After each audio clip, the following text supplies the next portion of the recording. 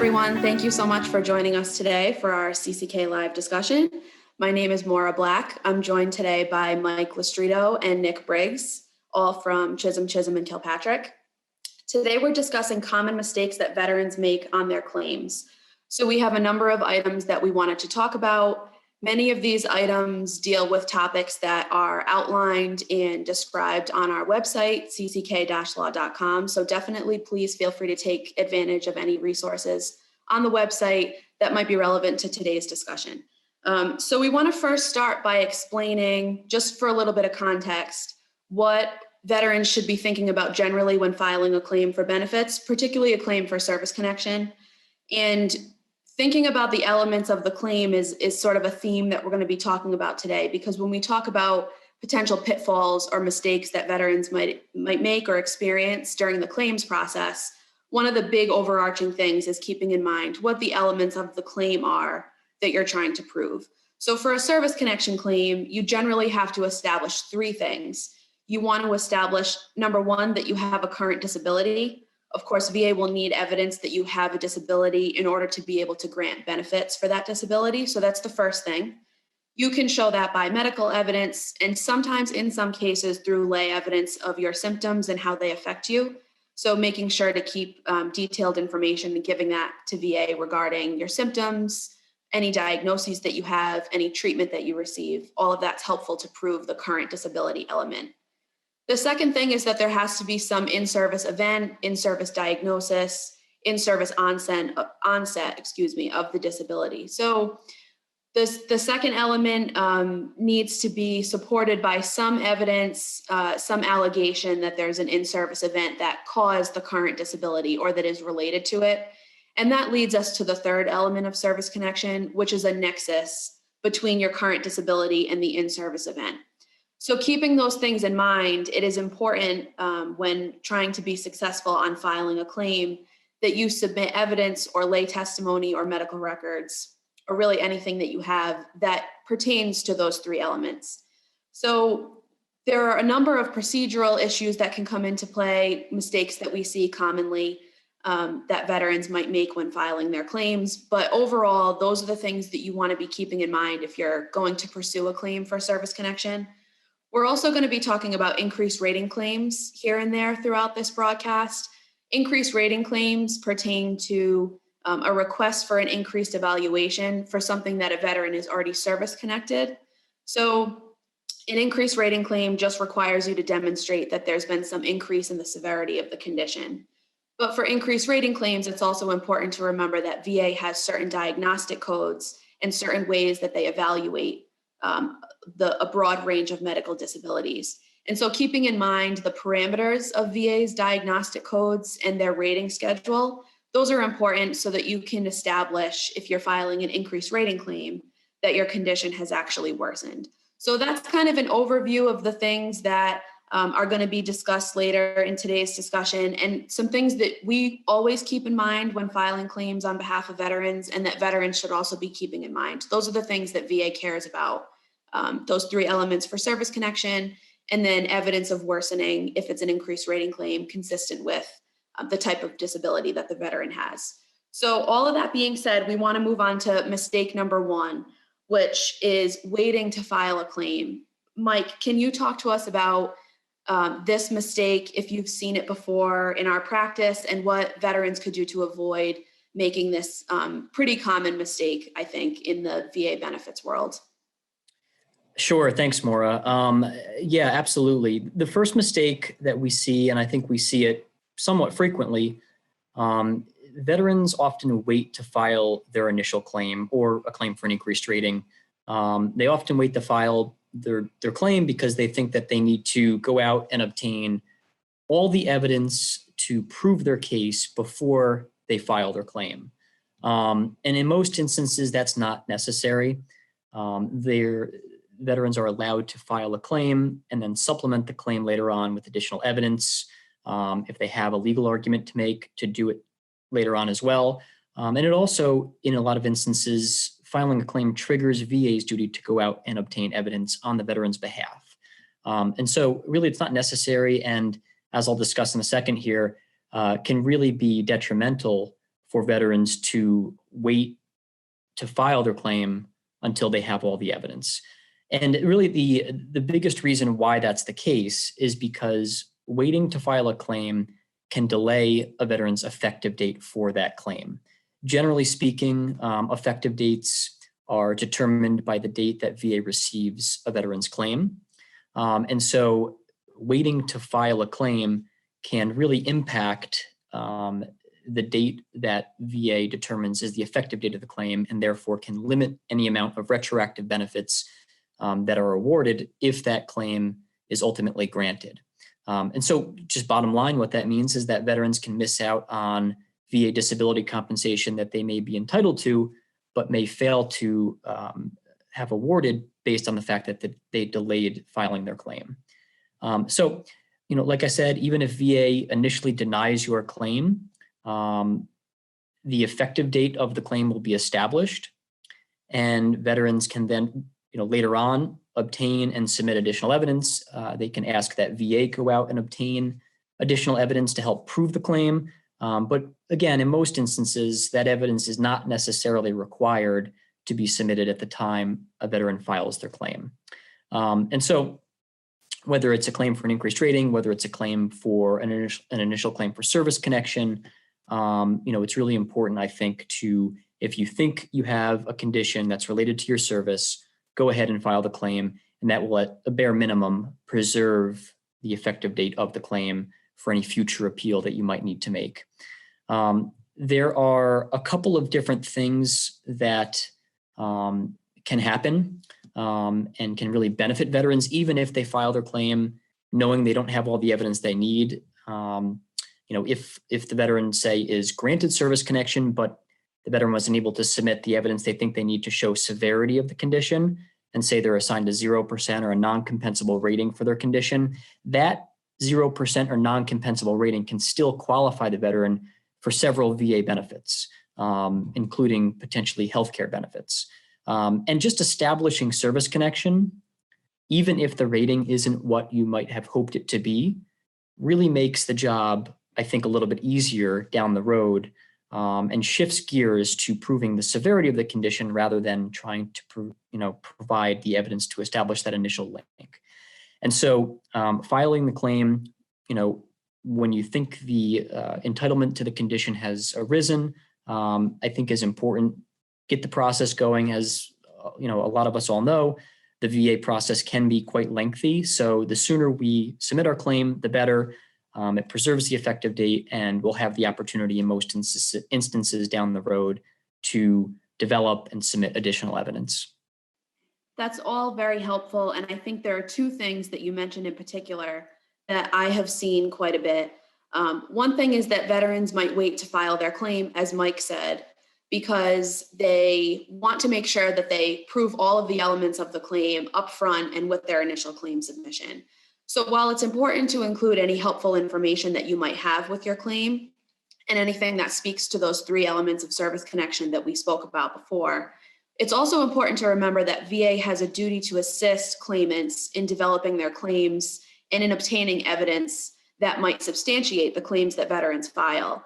So since VA has a duty to assist you with your claim, it kind of stands to reason that you don't need to file a claim with absolutely everything in support, because VA will have a duty to go out and get certain records, potentially request medical opinions to speak to that third element of service connection, which is the medical nexus between your current disability and your in-service experiences. So not having all your ducks in a row, so to speak, shouldn't be a deterrent from at least getting that claim filed, which speaks to a second point, Mike, that you made, which is that if you don't file right away, you probably will not get the effective date until you file the claim. And that's usually the basis of the effective date that VA will award.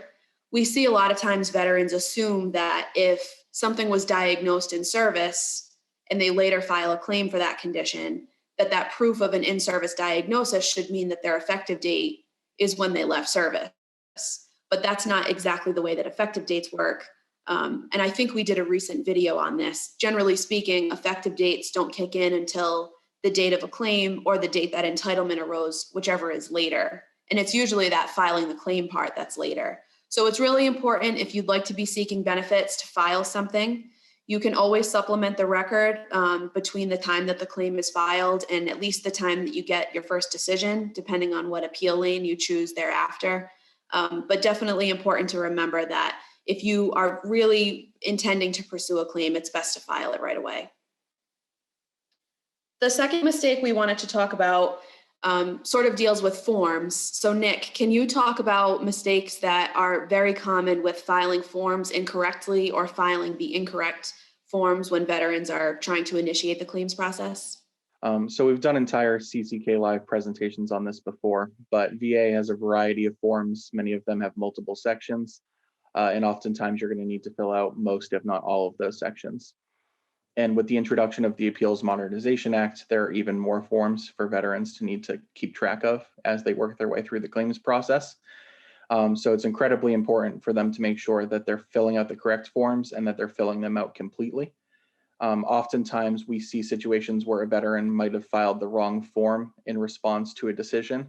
And as a result, they could miss their deadline to appeal that decision further, which could run the risk of losing their effective date because a decision wasn't properly appealed or continued. So for that reason, it's especially important to, again, make sure that you're filling out the right form, that you're filling it out completely, and to be cognizant of the fact that VA might reach out to you for clarification. They could send you a letter indicating that you need to fill out a new form or that the form that you filled out is filled out incorrectly or incompletely. And in those situations, you want to respond as quickly as possible because there are often prescribed deadlines by which you need to respond to VA's request for clarification. And if you don't, we circle back to the chance that you might be losing your effective date. So with regard to filing initial claims specifically, there are a number of different ways that a veteran can do that. They can still do it online using VA's e-benefits program platform.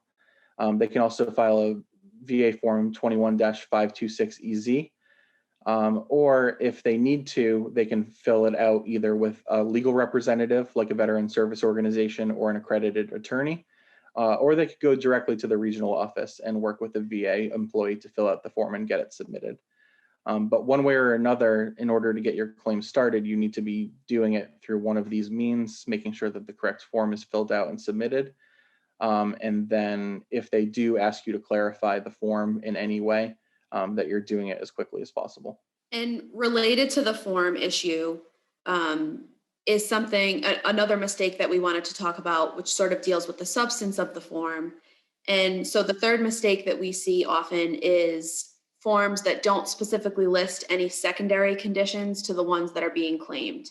So just as background, for those who are not familiar, there is a concept called secondary service connection that is a little bit different than the standard path to getting a disability service connected.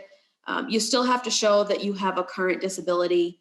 You still have to show that there was some in-service event that is related to your service-connected disability, and then you have to show a nexus. But when you're filing a claim for a condition, and that condition leads to other conditions, that is something you want to keep in mind when you're filling out your claim form. So I think an example would probably break this down a little bit better because it's a little bit confusing.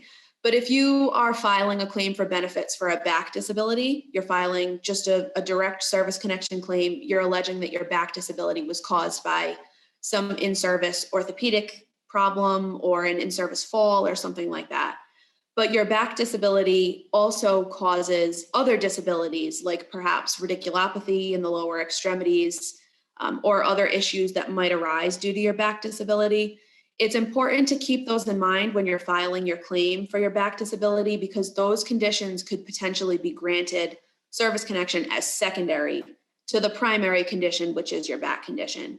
So if the back condition claim is granted, then at that point, you could be eligible for benefits for those secondary conditions pursuant to the secondary service connection theory, which is just that you have disabilities related to something that is already deemed service related. I kind of think this mistake cuts both ways. We have it on here as a mistake that veterans make, and we definitely see some veterans not completing the claim forms with all of the detail about their secondary conditions or their residual conditions to their primary injury. And that lack of detail can be a problem down the road. VA might just grant service connection for that one back disability, and they might overlook all of the evidence that connects other conditions to the back disability. But I also think that this is a mistake that VA makes commonly. We see people file claims a lot, and when VA conducts their duty to assist development and they gather development in support of the veteran's claims, sometimes that development reveals that there are conditions related to the primary claimed condition. So the back condition leading to radiculopathy problem, diabetes leading to peripheral neuropathy is another one that we see often, a cervical spine condition leading to upper extremity problems. Those things VA should be granting service connection for if the evidence establishes that they're clearly related to a service-connected condition. The problem is when we see those grants come through for the underlying condition, they've sometimes overlooked that evidence about what is arising secondary to the primary claimed condition. And so even though VA has a duty to maximize a claimant's benefits and to make sure that they are assigning compensable ratings and granting compensation for anything related to the claimed condition, the reality is that that doesn't happen with the accuracy or thoroughness that we'd like to see from VA, or really that the law requires. And so I think the reason why we have this on here as a mistake that veterans make is because it kind of falls on the veterans to make sure that they explain to VA what their expectation is. So if you have a claimed condition, again, the back disability is pretty easy, but you know that that's leading to other issues, it's really important to list those on your original claim form.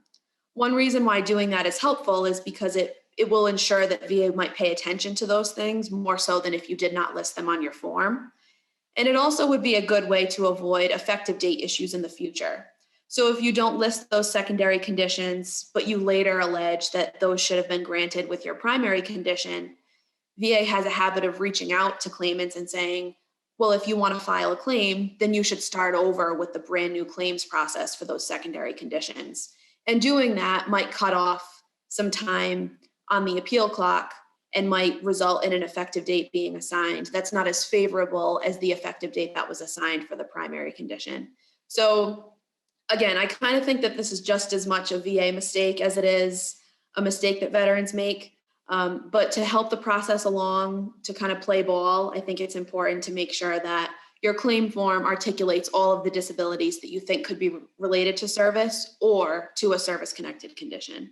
Yeah, I think that's a really important point. I mean, oftentimes these secondary conditions can be the difference in, if they're granted, the veteran jumping an entire compensation level. And so there's oftentimes a lot of conditions, as you said, that are related to what the veteran is, in their mind, primarily filing for. VA, they're supposed to review those things, of course, doesn't always do so. So I think it's really incumbent upon the veteran to just keep that in mind when they're filing, when they're presenting evidence. Don't let VA's denials dissuade you from pursuing those secondary conditions due to your primary conditions, because in a lot of instances, the law does support that these conditions should be linked to the primary condition that's being claimed.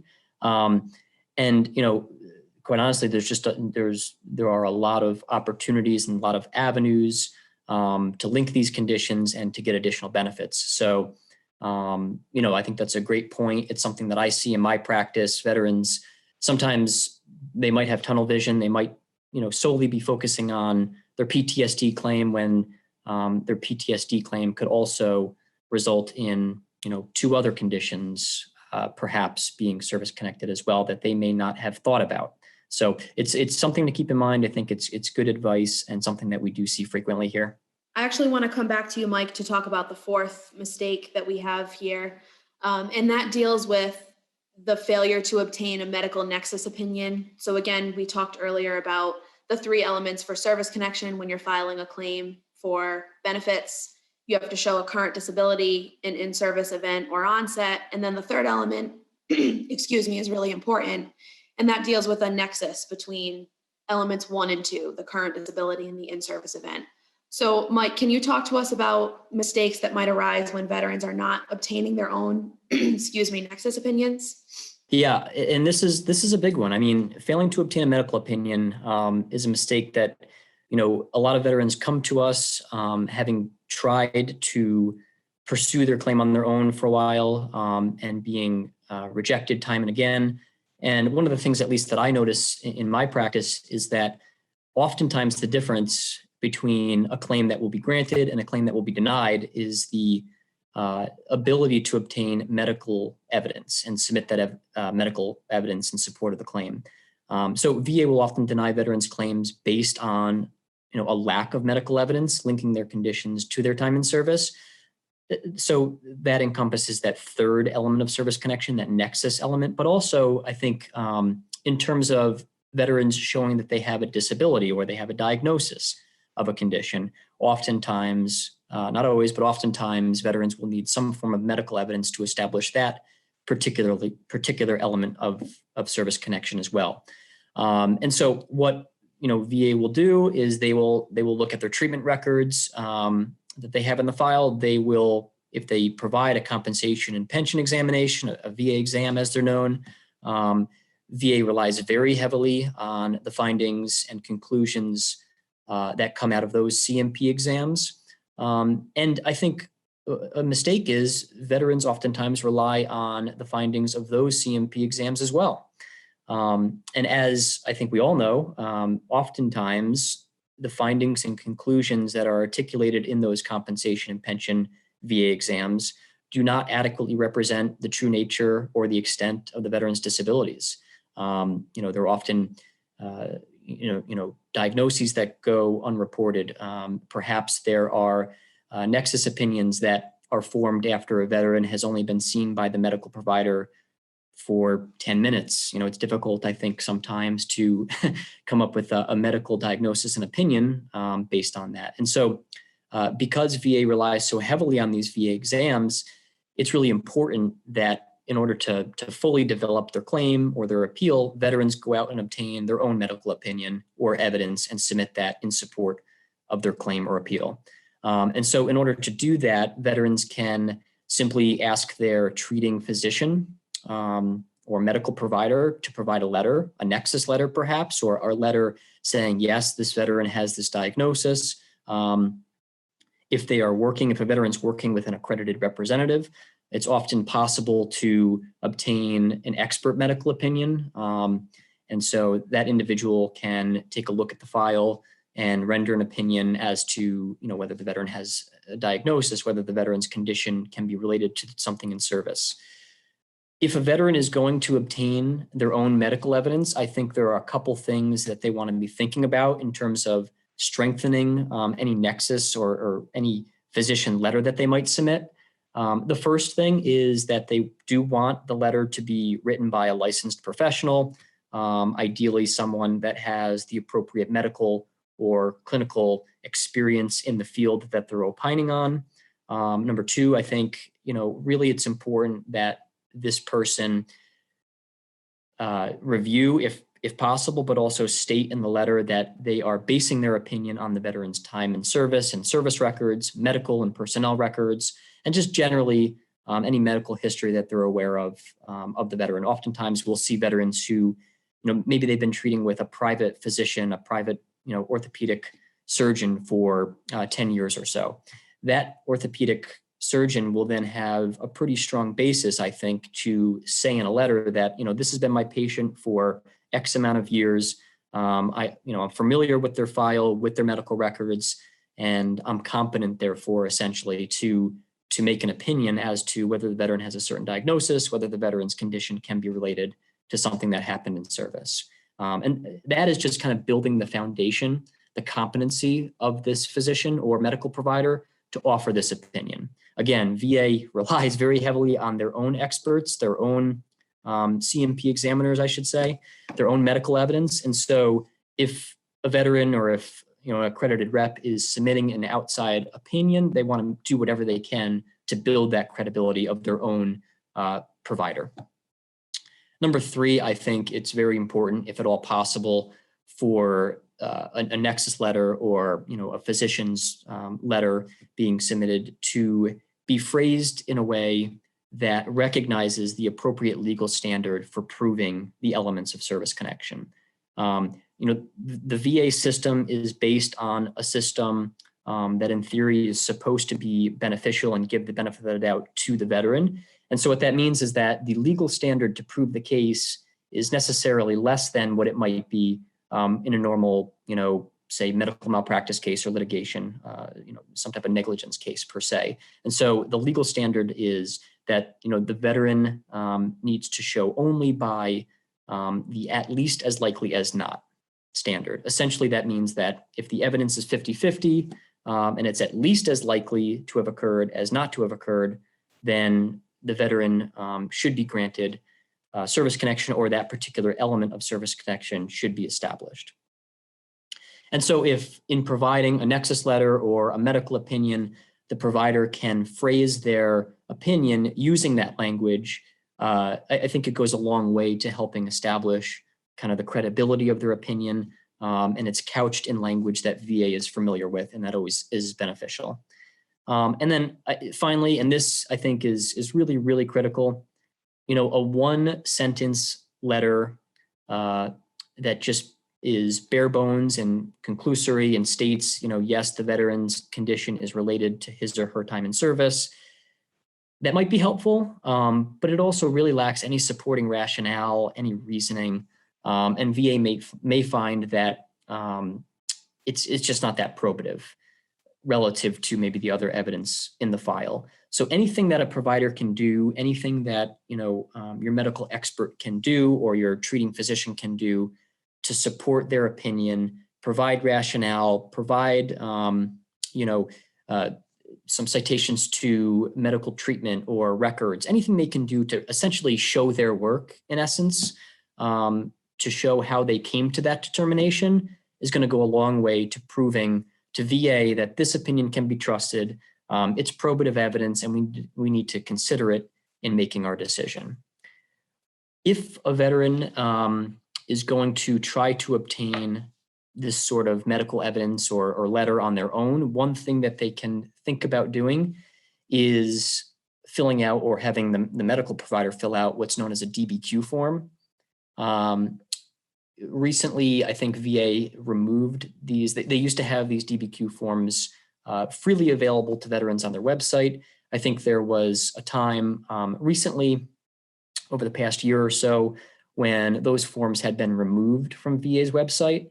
But we've obtained some new information that we believe those DBQ forms are going to be provided once again and available, if they're not already, available sometime in the near future for veterans to download, to take, have their VA, not their VA, their private physician or whomever the medical provider is, fill it out, and then they can submit it on that form.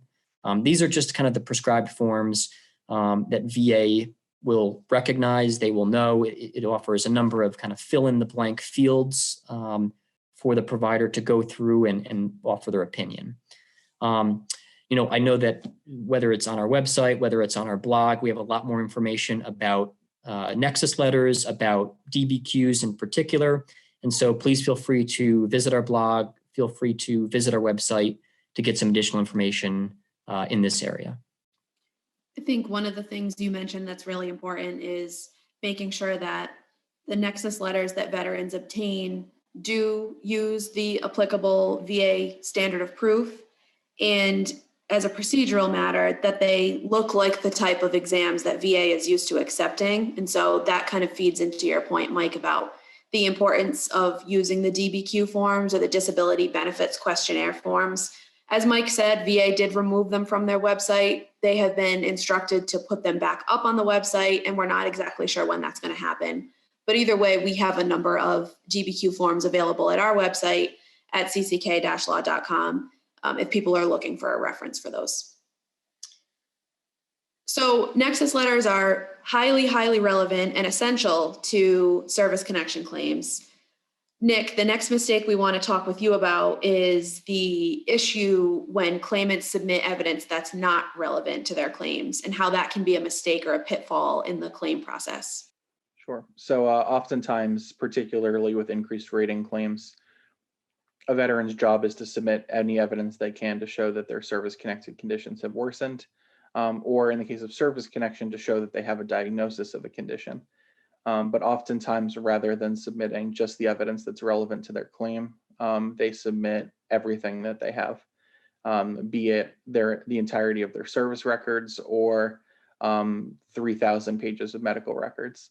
And oftentimes those medical records are going to contain irrelevant information, including treatment for non-service connected disabilities, surgeries for non-service connected disabilities, so on and so forth.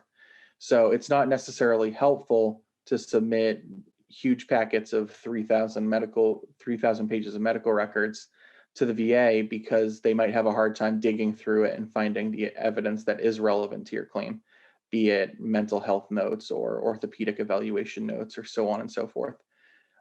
So whenever you're getting ready to submit this evidence to VA, it's a good idea to sort of look through everything that you have, make sure that it's relevant to your claims conditions in particular. Otherwise, it could cause VA to be delayed in reviewing your case because it takes so long to go through the unnecessary information. Or it could result in a denial because they overlooked the favorable evidence you submitted entirely, because it got missed amongst the sea of other things that weren't relevant to the claims condition. So when we're talking relevant evidence, we're talking about personal statements from you and your family members, both medical records from your current treatment or any service records that you have. And again, just review the evidence that you're submitting, make sure that it's relevant, and then submit it to VA all at once.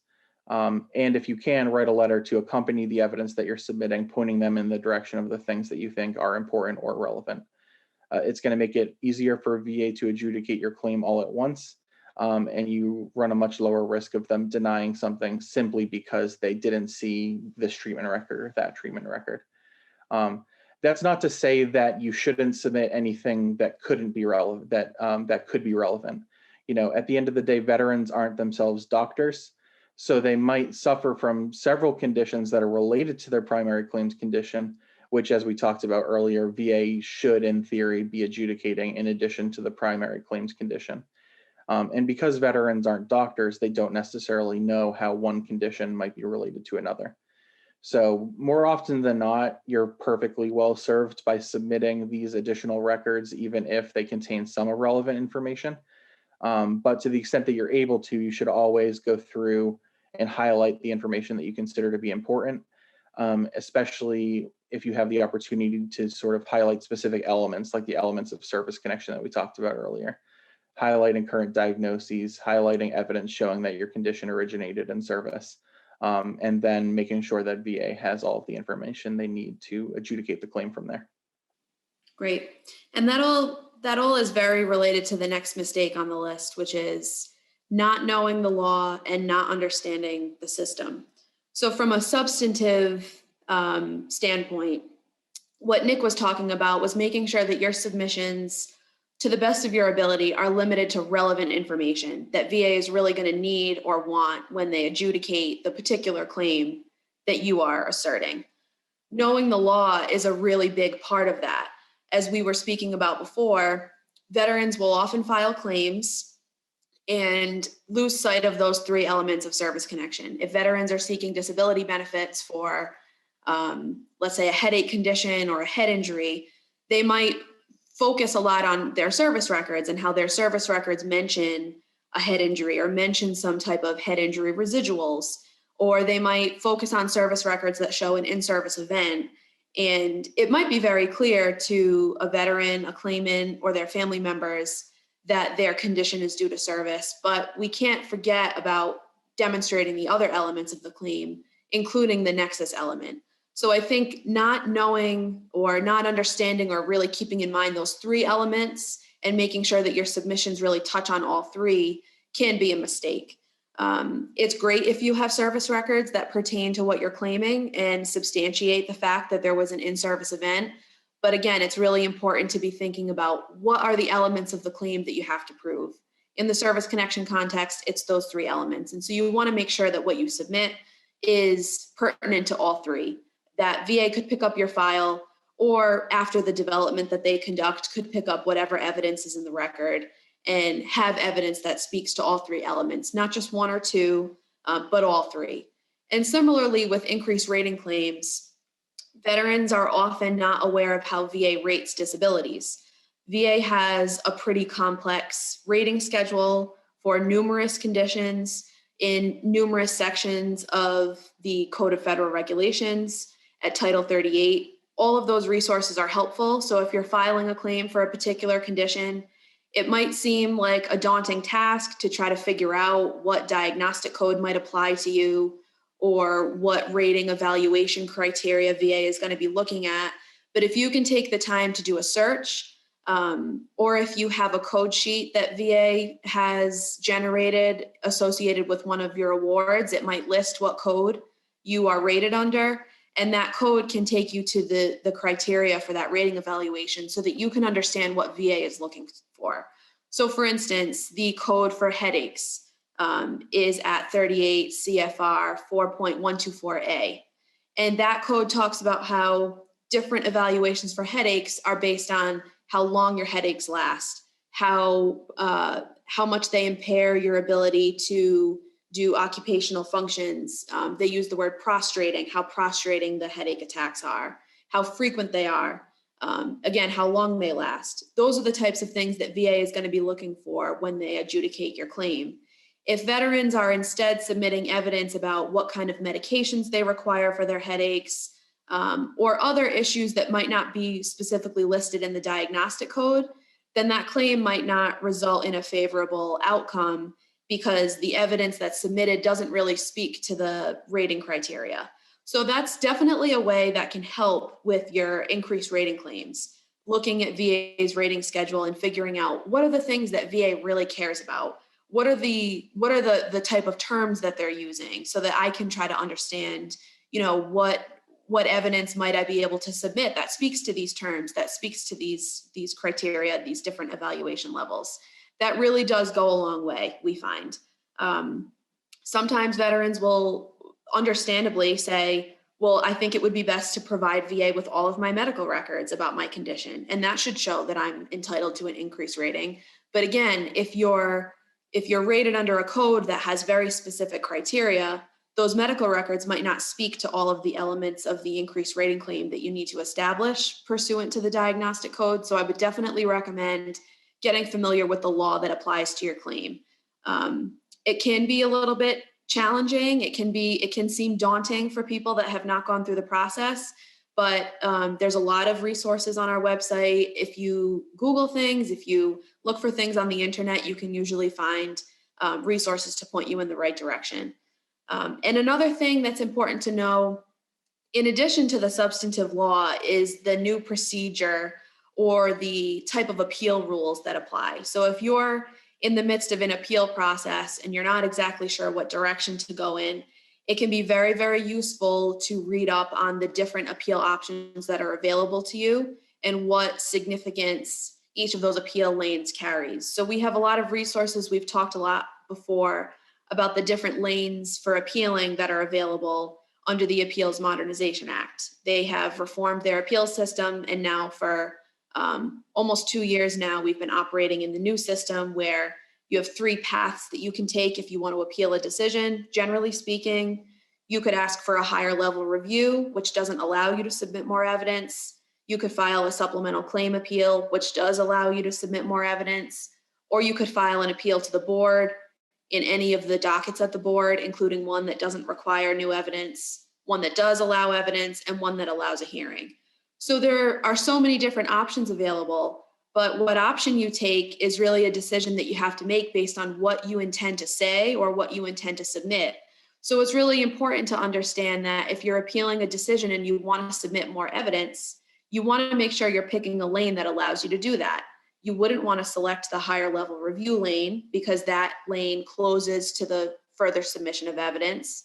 And you wouldn't want to appeal to the board's direct docket because similarly, that docket does not allow the consideration of new evidence. So as you can see, there's so many different rules associated with the appeal options, and it can be very, very easy to make the wrong decision by not understanding what significance those lanes carry and what options are available. So if you're filing an appeal, I think this also applies if you're filing a claim, but especially if you're filing an appeal, it's really important to try to know the law that VA is going to be applying sort of the legal lens through which they're going to be looking at your claim, what elements they're going to be looking for, and also to make sure that you're choosing an appeal path that allows you to do the thing that you want to do. If there's more evidence that you want to gather, you want to make sure you're picking a lane that's consistent with that. If you've already appealed to the higher level review lane, you can't do that a second time. So that's another thing you have to be mindful of. You can't choose that option twice in a row. So learning all of those rules, again, it can seem daunting, but it's really important. It can save you a lot of headaches on the back end. And we have, as we've been saying throughout, a lot of resources on our website, cck-law.com, that outline a lot of the substantive legal topics, the procedural rules, et cetera. Mike, I'm going to come back to you. The next mistake that we have here is something that you mentioned, I think, before, is when veterans give up on their claims. So this can happen if VA obtains negative evidence. It can be very discouraging when that happens. Sometimes it can happen if you've appealed something multiple times, which is a reality for a lot of veterans who are pursuing benefits. Multiple denials is not an uncommon part of the process. So can you talk to us about how giving up on the claim can be a mistake and how people can avoid that? Yeah, absolutely. This might be out of all of the mistakes that we've outlined today. Perhaps this might be the most consequential. It's very easy, I think, for veterans and others to be confused by the system. It's time consuming. It's a bit archaic. It can really get you down if you're receiving decision that's a denial after decision that's another denial. That's on top of the fact that a huge portion of our veteran clients, they're just trying to struggle on a daily basis to manage their condition, to deal with financial hardships, to take care of their family. And so I think it's very easy to get a denial or your third denial and say, that's it. I tried, I'm done. I'm basically abandoning my claim. But I would say if you really think that there's merit to your claim, it's really, I think, important that you appeal, you continue your claim, and you keep pursuing the claim, because like I said at the outset, there are significant consequences to abandoning the claim. And oftentimes, if you have filed a claim and you've been pursuing that claim with appeals ever since that initial claim, if ultimately granted, you could be entitled to a significant amount of retroactive benefits dating back to that date of initial claim. And so there's a lot at stake. Service connection can oftentimes lead to securing other VA benefits that are very important, to the day-to-day lives of veterans, our clients, and just, in general, such as healthcare benefits, such as education benefits. All of these other sorts of benefits, in some sense, can stem from, the compensation benefits that you might be pursuing. And so, while it's easy to be discouraged, I think it's important to know that this is oftentimes a long process. Many times veterans do receive a number of denials before they are able to obtain the right evidence, present their case in the appropriate light before the appropriate VA adjudicator in order to ultimately successfully have their claim granted. And so I think one mistake that I see oftentimes will be a veteran, they will give up on their initial claim that they will file, but then they will later file a new claim for the same condition. And so that kind of abandoning of the original claim can have significant consequences, again, in terms of the effective date that can be awarded for your claim. So for instance, a veteran may file for service connection for a back condition, and then receive a decision that denies that benefit. Veterans typically have 1 year to appeal any denial, but what we'll see is instead of appealing that denial, they will essentially abandon or give up on that initial claim and file a new claim, perhaps within that 1 year period, for the same exact condition. And so why this is problematic is because rather than appealing the initial denial and preserving that initial effective date, if a veteran submits a new claim, many times VA will interpret that as a new claim, a new effective date. And while in certain situations that issue can be corrected, in many others, VA will, if the benefit's ultimately granted, grant the condition from the filing of that second claim. And along, the veteran was still within that 1-year appeal period to actually appeal the initial claim denial. And so, that leaves open the potential for veterans to not receive significant benefits that they would otherwise be entitled to, but for the fact that they chose to abandon the initial claim and file a second claim for that same condition. And so, like I said, there's a lot at stake, whether it's additional ancillary benefits like healthcare benefits, whether it's just monthly compensation and retroactive benefits that the veteran might be missing out on by giving up too early, and just knowing that veterans have a right to challenge any denial. They can go out, they can obtain evidence, they can submit evidence, they can appeal, they can likely appeal again if necessary, and under the new kind of procedural system that we're living in, the AMA system, as they call it, there are a number of new and different options that veterans have to appeal any unfavorable decision. And so, whereas before in years past, it might have been a one-size-fits-all, very linear approach, veterans now have a number of different options that might suit their needs and their claim better, depending on the evidence that they need, the evidence that they've submitted. So I think it's just important for veterans to understand, and for agents to understand, accredited claims representatives to understand that oftentimes this process will take some time. It will unfortunately probably involve a number of denials, and it will involve obtaining evidence, submitting evidence, making legal arguments. And so, giving up on a claim can really have some significant consequence, particularly if you do think that there's merit to the claim.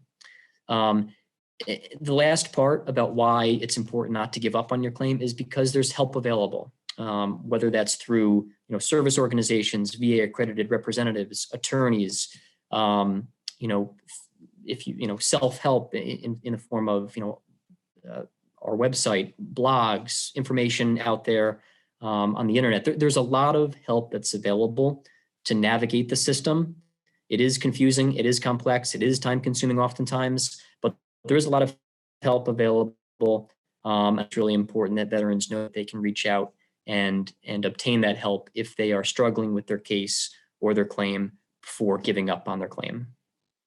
And that was really the last point that we were going to make, because it's tough. I'm thinking about all the things that we spoke about, and it's a lot of good advice about making sure that you get the right form, and making sure you know the law, and making sure you are sufficiently detailed in your claim submission. But also, don't wait too long, because VA will pick up on some of the details. And make sure that you know the options to appeal, and make sure that you go through the process of getting denial after denial, and making sure that you keep appealing on time and saying what you need to say. It is a really tough process. It can be extremely discouraging. I think it's hard to overstate how frustrating it can be to receive denial after denial of a claim that has merit, that you really believe in. It can be even worse when you're getting, denials based on a technicality and the new appeal lanes and everything else. It's really tough. There's a lot going on. There's a lot to keep in mind. And so Mike's last point, I want to give you a chance, Nick, to offer any additional thoughts that you have is an important one, that you don't have to go through this process alone. There are people available that can help. And I think that's really important for veterans to remember. And that's why we have it, as our last primary mistake that we tend to see when handling these claims and seeing these claims come in the door, is that veterans oftentimes don't know that help is available to them. They do their best to struggle through the claims process, but there are dozens of forms with dozens of sections that they need to fill out. There are different elements of service connection and many more elements that go into determining the proper rating for the condition. And unless you've been working on and studying in the area of veterans law, you're just not going to be able to know all of those different things. So to that end, veterans shouldn't give up. they shouldn't just become frustrated with the process and quit.